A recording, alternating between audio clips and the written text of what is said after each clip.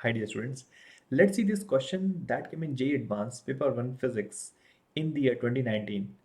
The question was from the topic of gravitation and it was based on a single choice correct question.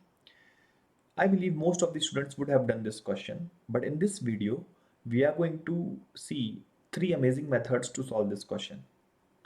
Method 1 will be procedural method, the way most of the students would have done. Method 2 will be use of differential form of Gauss law. Of course, we realize that there are a lot of parallels between electrostatics and gravitation when it comes to field and potential. And third method will also be the usage of Gauss law itself. For those of you who do not know method number 2, method number 3 will be the extension of method number 2 only. So in method number 3, we will end up using the standard result that I'm going to use in method number 2. So for most of you, like for those of you who do not understand method number 2, you can see method number 3 directly. So you will understand what I have done in method number 2. By the way, it will be my suggestion to all of you to really study differential form of Gauss law. It's amazing. So let's come back to this question. In a spherical, it's given that there's a spherical cloud of density, of a variable density rather, and this density is a function of r. This cloud is here r is the distance from the center. This cloud is made up of a lot of particles which are rotating about their which are revolving around the common center of the sphere with a constant kinetic energy k. That means each particle has the same kinetic energy, which is k. So k is independent of small r. We have to compute the and it is also given that rho r is constant in time. So if rho r is constant in time, that means that particles are not squeezing into each other. Like each particle is moving with a fixed radius, so that density doesn't change with time. Density, although, is a function of r. We have to compute particle number density, which is defined as volume density divided by mass of each particle, rho divided by mass. So this is what we have to find. Let's talk about method number 1. Consider a solid sphere up till radius small r. Okay. Let's say its mass is capital M. Okay. Now, if we assume a particle of small m on the surface of this sphere, so we realize that the gravitation field at this point will be because of this sphere itself. That means there will be other shells which are outside this radius small r, but उन shell की gravitation field यहाँ पे zero आएगी.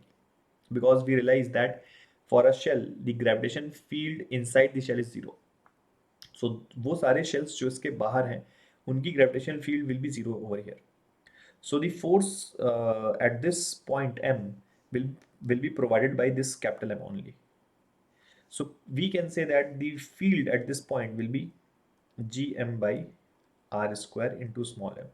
Now it's easy to see that why have I used this formula, because if you think that although mass density might be variable, but each mass, if you think this m as a collection of different particles, so each mass, can you see that will be producing the same field? Like if you think that it is made up of small shells, एक मतलब खूब सारी ऐसे shells रखी हुई हैं, तो हर shell की फील्ड यहाँ पे G M by G D M by R square ही आने वाली है.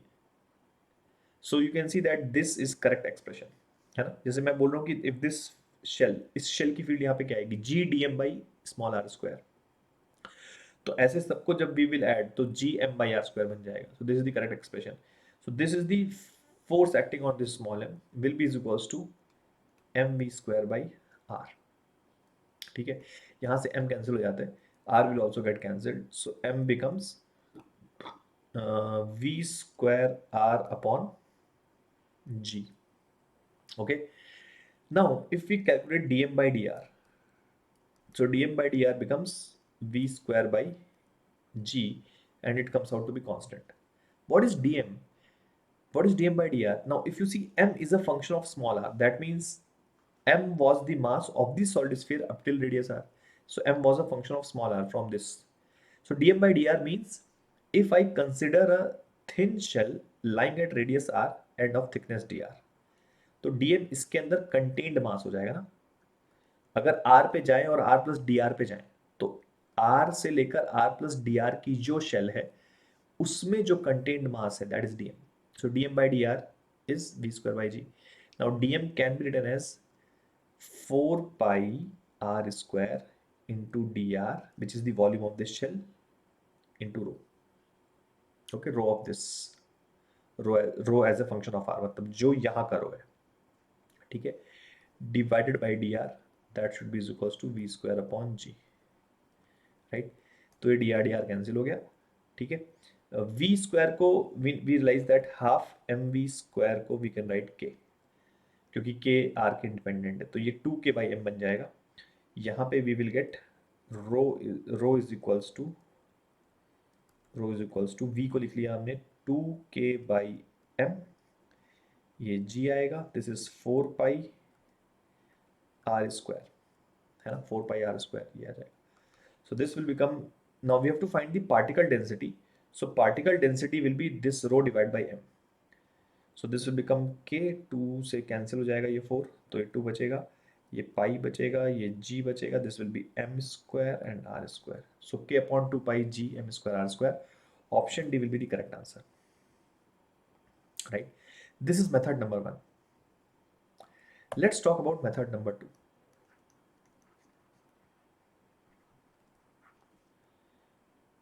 Differential form of Gauss law. Okay, so what does differential form of Gauss law say for a radially symmetric field? For a radially symmetric field, it says that dE by dr plus 2E by r is equals to rho upon epsilon naught. Rho is the volume charge density in case of electric field, and it will be mass density in case of gravitational field. Rho upon epsilon naught. Epsilon naught, see, you realize that k is identical to, like, k is Coulomb's constant. So in gravitation we have gravitation constant. So this can be treated as 1 upon 4 pi epsilon naught. So from here, can we say that 1 upon epsilon naught की वैल्यू कितनी आ जाएगी? 4 pi g. तो यहाँ पे आता 1 upon 4 pi epsilon naught, so that will become 4 pi g, right? Okay, तो रो बाई एप्सिलॉन नॉट आता है यहाँ पे। So in reality actually E electric field होती है, but I am using the same form for gravitation, because we realize that for the field and potential, you know, it's almost same. Okay, तो अब यहाँ पे ई क्या हो गया? Gravitation field हो गई, ग्रेविटेशनल फील्ड हो गई, राइट? तो अब let's do one simple calculation again. If you think इस पार्टिकल m पे जो फोर्स लग रहा है that is due to gravitational field here, तो ग्रेविटेशनल फील्ड की जो वैल्यू है वो E है। So can we say that E into M will be is equals to M V square by R, m will be gone, so E is a function of r, so can we say that dE by dr will be is equals to यहाँ से क्या आएगा? Minus V square by R square, right? Minus B square by R square, ठीक है। So if you substitute this value over here, so D by D R की वैल्यू कितनी आ जाएगी? Minus B square by R square plus 2 E by R, E की वैल्यू कितनी है? V square by R, this is rho into 4 pi G. Don't worry if you do not understand this method, differential form of Gauss law. I will do method number 3 in which we will end up proving this. इसे हम prove कर ले जाएंगे, ठीक है? So don't worry about that. So v square upon r square is equals to rho upon 4 pi g. You can see your question has already been solved. Rho की value आ गई, v square को again half M V square की value k थी, तो v square को we can replace by 2k by m. So 2k by m ये आ गया, और एक r square present है, ठीक है? 4 pi g. So this is rho. You can see this is exactly the same rho that we found, 2k by gm 4 pi r square, 2k by gm 4 pi r square. So again n can be found in the same manner by dividing by m. So you can see rho का same function आ गया, and this is very easy. So I will suggest all of you to please study differential form of Gauss law. It's very important. It's very easy actually, and it's, you know, very handy sometimes. Now let's see method number 3, in which for those of you who do not know this differential form of Gauss law, तो उसमें ये चीज prove हो जाएगी. So this is method number 3. If you now, अगर तुम इसको charge जैसे सोचोगे तो तुम्हें समझ में आ जाएगा. What I'm doing, सोचो अगर यहाँ पे चार्ज होता, चार्ज होता। तो व्हाट आई एम सेइंग कि सर सोचो अब ये मतलब जैसे नेगेटिव चार्ज, जैसे सोचो नेगेटिव चार्ज, ठीक है, क्योंकि मास को we can think like negative charge है ना। तो वैसे भी अपन मैग्नीट्यूड में बात कर रहे होंगे, will be talking about magnitudes. तो जितना फ्लक्स यहाँ से घुसा ऐसे, ठीक है, जितना इलेक्ट्रिक फील्ड का फ्लक्स यहाँ से घुसा, ठीक है, माइनस जितना फ्लक्स यहाँ से निकला, ठीक है, basically I am considering two Gaussian surfaces, ठीक है, टू गॉसियन सर्फेसेस, एक r प्लस डी आर की और एक r की, मतलब this is of radius r and this is of radius r plus D R. तो जितना फ्लक्स यहाँ से घुसा माइनस जितना फ्लक्स यहाँ से निकला, that will be equal to charge enclosed between these two surfaces upon epsilon naught. बोल सकते हैं क्या? जितना फ्लक्स यहाँ से घुसा माइनस जितना फ्लक्स यहाँ से निकला, दैट टोटल फ्लक्स का magnitude will be equal to charge enclosed divide by epsilon naught, Gauss's law, ठीक है। तो अब वहाँ पे चार्ज की जगह यहाँ मास आ जाएगा, ठीक है। तो लेट्स से यहाँ पे जो ग्रेविटेशनल फील्ड है उसकी वैल्यू ई प्लस डी है, ठीक है, और यहाँ पे जो ग्रेविटेशनल फील्ड है उसकी वैल्यू ई है, ठीक है। तो जो यहाँ पे जो जो बाहर वाला फ्लक्स है, can we write this as E plus D E into 4 pi R plus D R का होल स्क्वायर। ये बाहर वाला फ्लक्स, इतना फ्लक्स एंटर किया, माइनस कितना फ्लक्स लीव किया, तो ई इंटू 4 पाई आर स्क्वायर, ठीक है। तो ये नेट फ्लक्स इसके अंदर, ठीक है, तो that will be equals to total magnitude of the charge inside, है ना। तो यहाँ पे मास हो जाएगा वो, ठीक है।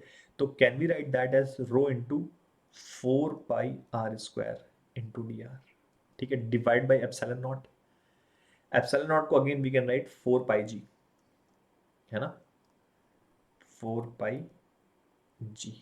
Make sense? ठीक है, समझ आ रहा है। तो ये 4 पाई तो कैंसिल हो जाएगा, पहले तो 4 पाई, 4 पाई और ये 4 पाई कैंसिल कर देते हैं, ठीक है। अब यहाँ से यहाँ पे क्या हुआ है, लेट्स डू दी कैलकुलेशंस, ठीक है। तो ये क्या होगा, ये ई इंटू आर स्क्वायर, ठीक है, फिर E into D R square, फिर 2 r d r into E, तो 2 e r d r, okay. फिर D E into R square, फिर D E into D R square, फिर 2 r d r into D E plus 2 e d r into R, ठीक है, minus E into R square, तो वो इससे cancel हो जाएगा। That will be is equals to ये rho into 4 pi into G, rho into 4 pi into G into R square into D R, correct. अब सोचो ये इस टर्म के सामने जो सिंगल ऑर्डर इन्फिनिटेसिमली, मतलब जो सिंगल ऑर्डर टर्म है, स्मॉल टर्म, जैसे ये डी आर हो गया, फिर ये वाला टर्म हो गया, ठीक है, इनके सामने, और ये वाला टर्म हो गया, ठीक है, इनके सामने we can ignore these two, ठीक है। डी ये E into R, E into D R square, ये बहुत छोटी टर्म है, तो इसको अपन निग्लेक्ट कर सकते हैं, ठीक है। ये क्या लिखा है, 2 e r d r, फिर ये क्या लिखा है, डी इंटू आर स्क्वायर, फिर ये क्या लिखा है, डी इंटू डी आर, ये तो बहुत, ये तो 3 टाइम्स स्मॉल टर्म है, तो उसको भी निग्लेक्ट कर सकते हैं, ठीक है। और ये क्या लिखा है, 2e into D R into R, ठीक है। तो ये 2e और ये दोनों तो सेम टर्म लिखे हुए हैं, तो ये 4 बन जाएगा, ठीक है, 4e r d r, ठीक है। और ये क्या लिखा हुआ है, D E into R square, ठीक। अब इसको अपन इधर आर स्क्वायर डी आर से डिवाइड कर देते हैं, ठीक है, आर स्क्वायर डी आर से divide, I think I have done some calculation error, एक मिनट।